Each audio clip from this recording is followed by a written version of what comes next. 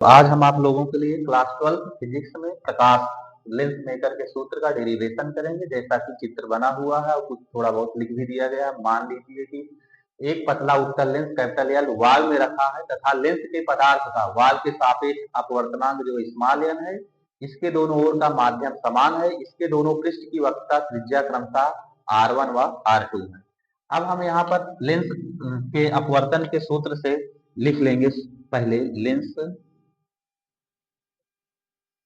के अपवर्तन के सूत्र से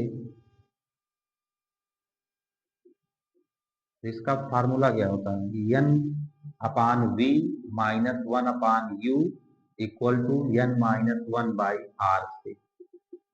चलिए अब हम यहाँ देखते हैं, ये तो सूत्र हो गया n by v minus 1 upon u equal to n minus 1 upon r. अब हम यहाँ पर सबसे पहले अपवर्तनांक सेम ही है, तो यहाँ पर एन अपान जो प्रतिबिंब की दूरी क्या है, वस्तु की दूरी यू दूरी पे वस्तु रखा हुआ है ओ पर, और इसका इमेज कहाँ पे बन रहा है, आई डैश पर। आई डैश का जो डिस्टेंस है वो कितना है, डी डैश है।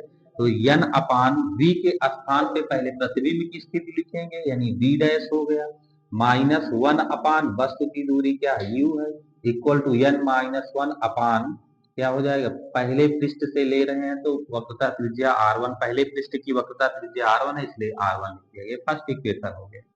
अब हमें देखेंगे कि जो वस्तु आई डैश पर इमेज बन रहा है वो आभासी वस्तु का कार्य करेगी, यानी आभासी वस्तु का कार्य करेगी। आई डैश पर जो प्रतिबिंब है, यहाँ पर वस्तु की दूरी क्या हो गई, वी डैश, और इमेज कहाँ पे बन रहा है, वी पर बन रहा है। अब यहाँ दूसरे पृष्ठ के लिए पहले पृष्ठ के लिए था, पहले पृष्ठ के लिए था, दूसरे पृष्ठ के लिए लिखने चल रहा है।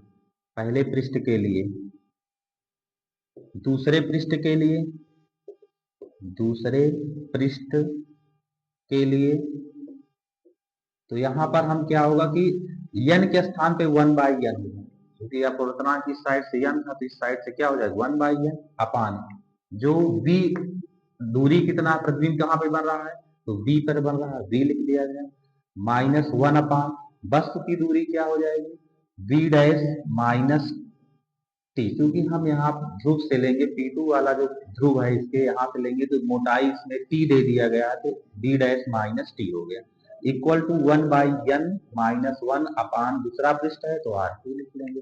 अब इसे हम नगण्य मान लेते हैं, T बराबर 0, मोटाई मान लेते हैं कुछ है, और दोनों पक्षों में n से गुणा करने पर लिख दे रहे हैं, दोनों पक्षों में n से गुणा करने पर, तो n से यहाँ पर गुणा करने पर, n से गुणा कराइए तो n से n कट जाएगा तो 1 अपान v हो जाएगा, माइनस n अपान क्या हो जाएगा v डैश, इक्वल टू यहाँ कट जाएगा, कुल मिलाकर क्या मिलेगा 1 माइनस n बटे R2।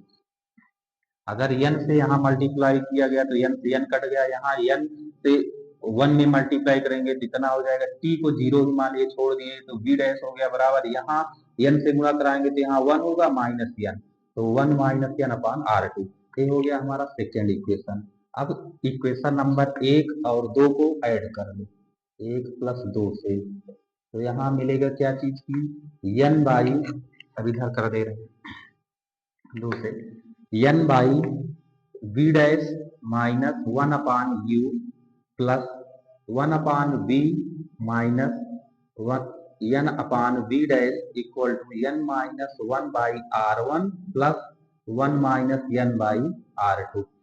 यहाँ से निगेटिव में n बाई वी डैश है और एक पॉजिटिव में कट जाएगा, मिला हमें क्या 1 by v minus 1 by u equal to, अगर यहाँ पे हम n माइनस 1 कॉमन ले लें तो यहाँ पर होगा 1 अपान R1, और यहाँ पर प्लस के स्थान पर माइनस हो जाएगा, क्योंकि यहाँ पर 1 माइनस n है, हम n माइनस 1 कॉमन कर रहे हैं तो यहाँ पर चिन्ह चेंज हो जाएगा, यानी कि 1 अपान R2।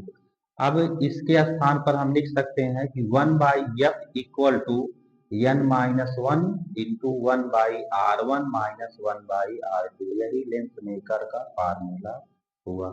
नोट पॉइंट पर एक लिख लीजिए कि जो 1 by f equal to n minus 1 into 1 by R1 minus 1 by R2 में अगर हम 1 बाई R1 -1/r2 को कांस्टेंट मान लें, इक्वल टू कांस्टेंट। अगर इतने को हम कांस्टेंट मान लेते हैं तो 1/f जो है इनवर्सली प्रोपोर्शनल टू n होगा।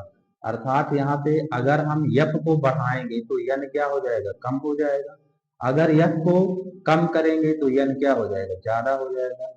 तो बस यही कंप्लीट हो गया। दूसरे लेंस के लिए आभासी वस्तु का कार्य करता है जिसका प्रतिबिंब आई पर बन रहा है, जो कि लेंस L2 से B दूरी पर है।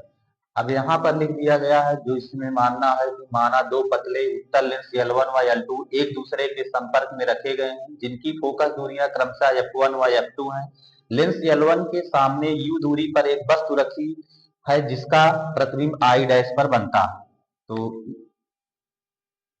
अब हम यहाँ लेंस L1 के लिए देखेंगे। L1 के लिए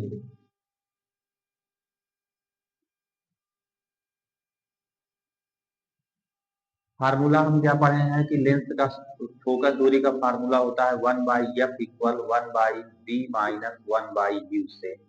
अगर हम यहाँ पर पहले लेंस L1 के लिए ले रहे हैं तो पहली फोकस दूरी क्या हो जाएगी, 1/f1 इक्वल टू 1/, देखिए प्रतिबिंब की जो दूरी है L1 के लिए कहाँ पर बन रहा है, B डैश पर। तो यहाँ पर हम रख देंगे B के स्थान पे B dash, 1/f1 equal to 1/b dash minus वस्तु की दूरी लेंस L1 के लिए क्या है, U है, तो 1/u। एक पहला इक्वेशन बन गया। इसी प्रकार लेंस L2 के लिए, जब L2 के लिए निकालेंगे तो L2 के लिए क्या होगा कि जो आई डैश पर प्रतिबिंब बन रहा है वो L2 के लिए आभासी वस्तु का कार्य करेगा। जब आभासी वस्तु का कार्य करेगा तो उसका प्रतिबिंब कहाँ पर बनेगा, आई पर, जो कि कितनी दूरी पर रखा है, लेंस L2 से B दूरी पर। तो यहाँ पर दूसरे लेंस के लिए फोकस दूरी 1/f2 इक्वल टू 1/b हो जाएगा माइनस 1/, वस्तु की दूरी क्या हो जाएगी, B डैश। तो यहाँ पर हम, क्योंकि आई डैश पर बन रहा है इसलिए B डैश लिख दिए, सेकेंड इक्वेशन हो गया। अब पहला इक्वेशन और सेकेंड इक्वेशन को हम ऐड कर लेते हैं। तो यहाँ मिलेगा क्या कि 1/f1 plus 1/f2 equal to 1/b dash minus 1/u plus 1/b minus 1/b dash. तो b डैश निगेटिव में है, यहाँ पॉजिटिव में है, कट जाएगा, निगेटिव है पॉजिटिव खत्म। मिला क्या हमें, 1/f1 plus 1/f2 equal to 1/v को हम पहले लिख सकते हैं माइनस 1/u हो गया। अब यहाँ पर हम 1/f1 इधर लिख दे रहे हैं कि 1/f1 plus 1/f2 equal to 1/v minus 1/u के स्थान पर हम लिख सकते हैं, लेंस के फार्मूले से लिखा हुआ है 1/f होता है। तो एक परस्पर संपर्क में रखे दो लेंसों के फोकस दूरी के सूत्र का निगमन हो गया। अब नोट पॉइंट यहाँ पर डाल लीजिए कि अगर कई लेंसे एक साथ में रखे गए हैं, कई लेंस संपर्क में रख, जैसे यहाँ पर दो लेंस रखा गया तो निकला क्या रिजल्ट हमारा, फोकस दूरी 1/f equal to 1/f1 plus 1/f2। यदि कई लेंस रखे गए हो संपर्क में, कई लेंस संपर्क में रखे गए हैं, तो संपर्क में रखे गए हो तब क्या होगा कि 1/f equal to 1/f1 plus 1/f2 plus 1/f3 dot dot. इसी तरह बहुत सारे लेंस रखे गए हैं। अच्छा 1/f को हम क्या कह सकते हैं, p क्या है, लेंस की क्षमता। तो यहाँ पर p equal to p1 plus p2 plus p3 dot dot हो जाएगा। अब हम यहाँ से एक परिभाषा ये भी कह सकते हैं कि जो लेंस की क्षमता है वो फोकस दूरी के व्युत्क्रम के बराबर होती है, यानी कि लेंस की क्षमता जो है वो फोकस दूरी के व्युत्क्रम के बराबर होती है। तो अर्थात हम यहाँ से कहा जा सकता है कि लेंस की क्षमता के लिए, लेंस की क्षमता P इक्वल टू 1/f, जो कि f किस में होना चाहिए, मीटर में। इसका मात्रक क्या होता है, डायोप्टर, जिसे d से डिनोट करते हैं।